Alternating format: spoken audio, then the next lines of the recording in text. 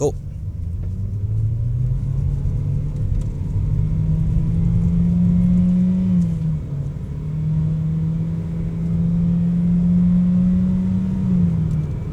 今天就是要来测试这一台刚刚才发布的 MG5 Standard 版本，它是93,900块。那它是 MG Malaysia，I mean SAIC Motor Malaysia 他们的第一款汽油车。因为在过去的1-2年里面，他们主打的都是电动车，就是 MG4。所以 MG4 它是一个 hatchback 的 electric vehicle， 然后 MG5 它是一个 4-door sedan。所以这一台MG5 来到马来西亚，它只有一个 variant， 一种 powertrain， 就是这个 1.5 L 4气缸的自然进气引擎搭配 CVT， 可以模拟8速的这个 CVT 变速箱。然后这一台车子它的马力是只有114个 PS 跟150 Nm。因为大家知道在马来西亚你要卖这个 segment 这种 B segment sedan， 大部分都是要在本地组装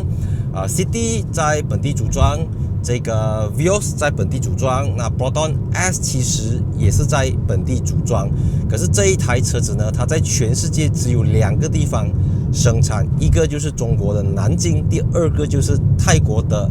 Lam Chabang， 就是在 Bangkok 南部的一个地方啦。毫无意外的，这个 MG5 就马来西亚版本的 MG5 是从泰国CBU 整装进口。那因为马来西亚跟泰国还是属于东盟区，还是有一些 tax advantage， 但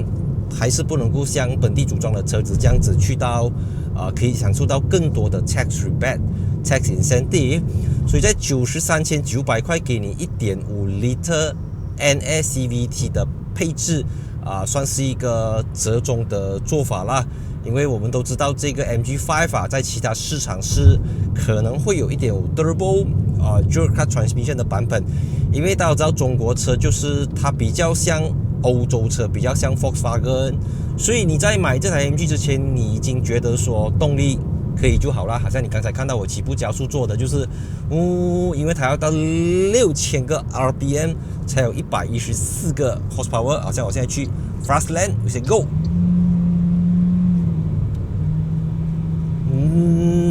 按 power 是这样啦， but 我觉得是 smooth 的啦 ，CVT 嘛 ，right，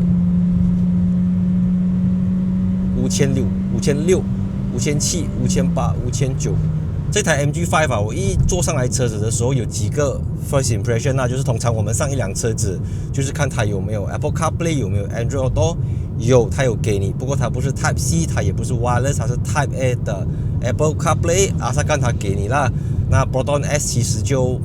不给你，虽然价钱卖的差不多。主动式安全辅助系统方面，这台车子卖93,900，它没有 Adaptive Cruise Control expected， 但至少它有给你 Blind Spot Monitoring、Rear Cross Traffic Alert， 它有给你 Lane Change Assist 的功能，就折中啦。至少这些东西是大家最在意的东西，它都有给到你，它没有少什么东西啦。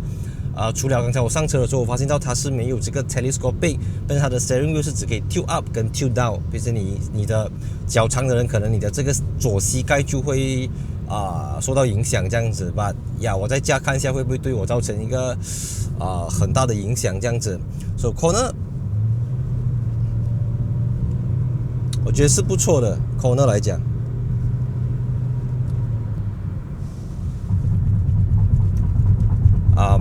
我觉得有时候车子的那个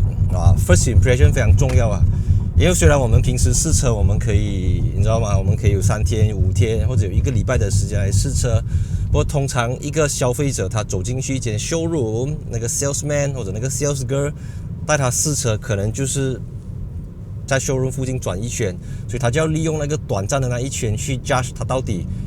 这台车子适不适合他，他喜不喜欢，是一种很 straightforward 的东西来的。所以我觉得你这样过口呢，你可以感受到这个 MG5 它的确有欧洲车的这种影子啦，不可以说到很具体，不过就是它还是蛮注重在操控表现的，至少在它的 weight balance、它的 weight transfer， 然后整个底盘的操控等等。那讲到底盘因为大家知道这个上汽 SAIC Motor他们在中国俗称说他们有2条大腿啦。说上汽在中国可以呼风唤雨，主要是因为它是有2家合资公司，一家就是 Volkswagen 上汽大众，另外一家就是通用上汽通用 SAIC General Motor， 所以通用里面就有比如说像 Chevrolet、Buick 别克这样子的品牌，所以这台车子呢，它用的这个叫 PATACK Platform， 所以它的 Platform 呢，也就是这个 Chevrolet Monza 的 Platform。那这个 Chevrolet Monza 不是早期那个 Chevrolet Monza， 它是中国市场限定的一个车型。然后在中国呢，其实这个 MG5 他们还有另外一个品牌叫做荣威。那荣威跟它其实算是一个双生车款，算是 rebash model 这样子啦。所以呀，它不是 coming out from nowhere 啦。至少你如果对 MG， 我们不要讲 Morris Garage 啦，那个1924年的 Morris Garage， 我们就讲现代的 SAIC 中国上汽，它是一个英国品牌没有错。不过你回到最后，它的底盘、引擎等等是100%的上汽的东西来的啦，所以它也不是完全上汽，因为这个上汽它跟 General Motors 有成立一家子公司，就是负责去开发这些底盘平台的东西，然后就抓着它的方向盘我觉得这个 steering 的设计它很像旧款的 Volkswagen steering， 就是新款的 Volkswagen 有那个 haptic 大小的嘛，没有这个就好像 Golf 7的那个 steering。然后很多的实体按钮没有 haptic touch， 这中间这边就一块荧幕，然后 aircon 的话就你进入 Apple CarPlay 的时候，你就看不到那个 aircon 的 shortcut key 了，你要 press 一下 ，OK， 等一下你才去调整你的 fan speed 跟你的这个 temperature， 在这边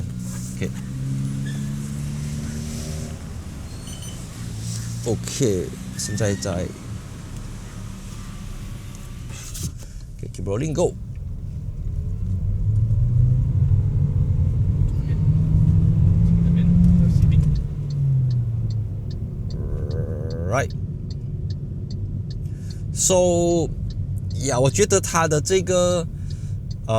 起步从0开始到不知道0到100这样子它会有给你那一种它迟迟不要来的感觉， which 它很像 turbo， 可是它跟 S70 我知道 S70 它是 1.5 L 3 cylinder turbo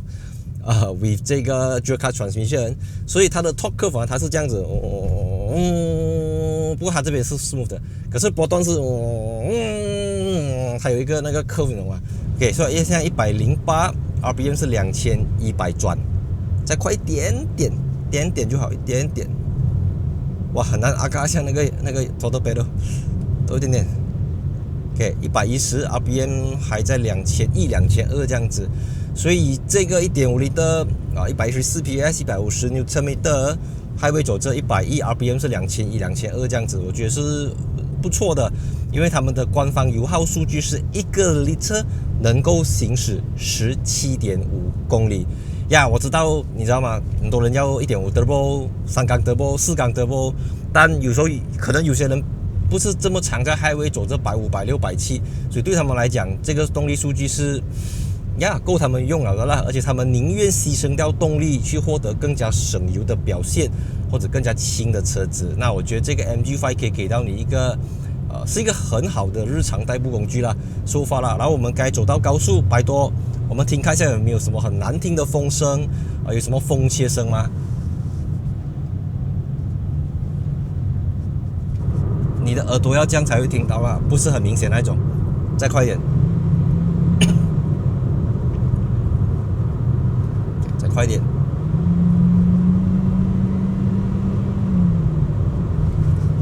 有可能是 engine 的那个噪音盖掉了吧？给我，你看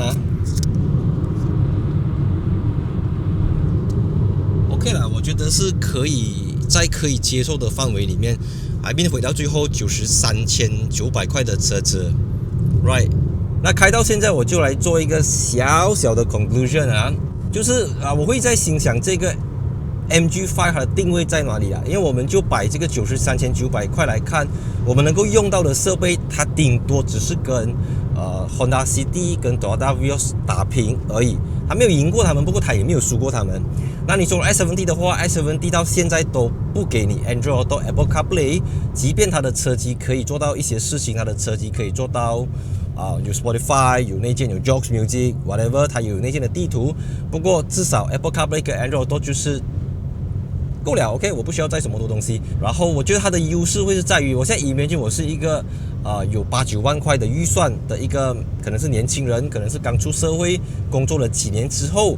为什么我要买一台 MG5？Right， 就based on我的试驾体验，我觉得有几个地方是你应该要考虑它。首先，第一个就是 MG5 呢，它的造型虽然它是一个 B segment， 虽然它是一个卖9万多块的 B segment， 可是因为它的轴距是2680个 mm， 那什么概念呢？一般上在 Malaysia 或者在东南亚市场来讲 ，B segment 是在2600，C segment 是在2700，比较长的 B segment 可以做到maybe 2620、2630，可是这个2680是超长了的，它已经长到旧款的 Honda Civic 的轴距，就是接近2700mm 这样子。所以我会觉得第一个就是它的空间，因为它的后排空间明显的比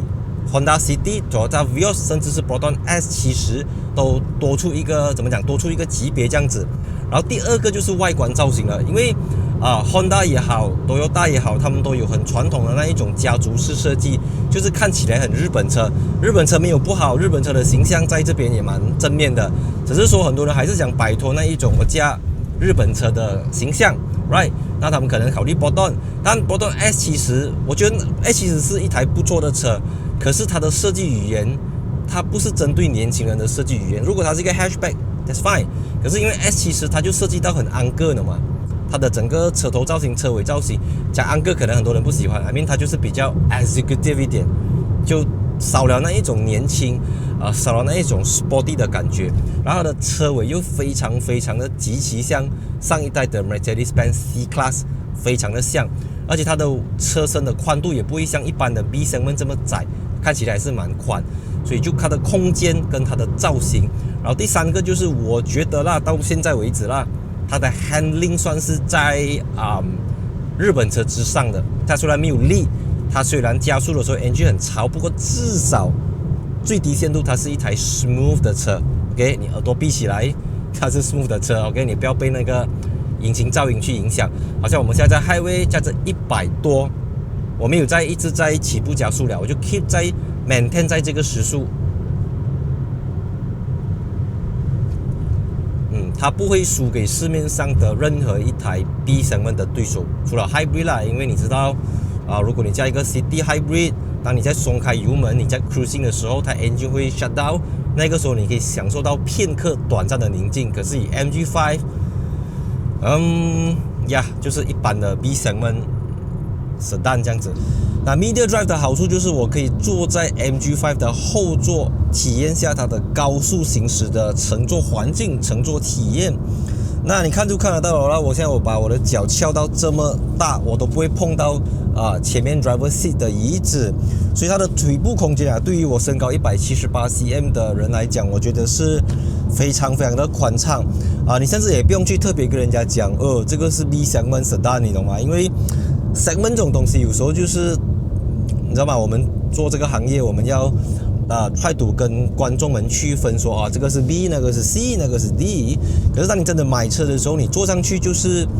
你就觉得它不是一个小车，它不是 CD， 不是 Vios 的那个空间，所以这个地方真的是可以交到功课。然后而且它后面有给你冷气出风口然后后面提供给你单个的 USB Type A 充电接口。那再来这个 MG5 有一个地方比较特别的就是呢，它的后排椅背是可以倾倒的，但是呢它不是60-40分离倾倒，它是100% 的倾倒，也就是一个 bench 啦。所以正常来讲，你可以把椅子分阶段，这片放下来，另外一片再单独放下来。所以在这个情况下，你要打开这个 clip， 然后你再打开这个 clip， 看到吗？它是这样子整片放下来的。而且呢，它是没有 armrest 的，所以中间这边它是不会设计多一个 armrest 放下来给你放手，所以这个就是你要 give and take 啦，因为它已经给你这么大的空间，就只是在灵活性，在它的 practicality 方面还是可以去提升的。然后再来它的，因为这台车子它是标配了这个 sunroof 玻璃天窗，所以它的 reading light 就放在了这边，它的阅读灯。OK， 然后这边有一个 power window 的 button， 然后 hard plastic expected， 然后软质皮革包裹，里面还是很硬的东西啦。可是我觉得它就是很美国车啦，因为when我讲美国车，就是打个比方，你看日本车的 pickup truck 跟美国车的 pickup truck， 美国车的 pickup truck 也是 Ford 啦，虽然 Ford 它 more 是一个澳洲车啦 ，OK， 总之就是来讲它的这种也是 hard plastic， 不过它的这个 texture 啊，它不是那种很 cheap 很 raw 的 hard plastic， 至少它还是给你感觉尽可能的在 premium， 还有这种好像 piano black 这样子的材质。大家知道 B segment 之所以叫 B segment， 就是因为它后面大部分都是用 torsion beam， 扭力梁悬挂。那扭力梁悬挂的好处就是它可以 maximize 那个底盘的空间，让到你可以有更多的乘坐空间。但它不好就是它在抑制路面不平的时候，它会没有这么优秀，它会有一个局限在那边。把一分钱一分货 ，right 90多千，我该上述mention到的对手全部都是 torsion beam。你要去到 Civic， 你要去到 Corolla 才给你猫地令多连杆的，即便是 Mazda 3也是 torsion beam 吧 ，that's another story。So yeah， 大致上我觉得这台车子的后面头部空间其实也是一个很有限的啦。你看我一个拳头都比不出来，因为你从侧边来看，它还是一个它的官网叫自己好像什么 fastback coupe 之类的啦，所以它虽然是一个 sedan， 不过它的这边是 slope 下来的，所以头部空间这边并没有我想象中的宽，但是你再做斜一点啦，呀，所以大致上就是这样子啦。End cut。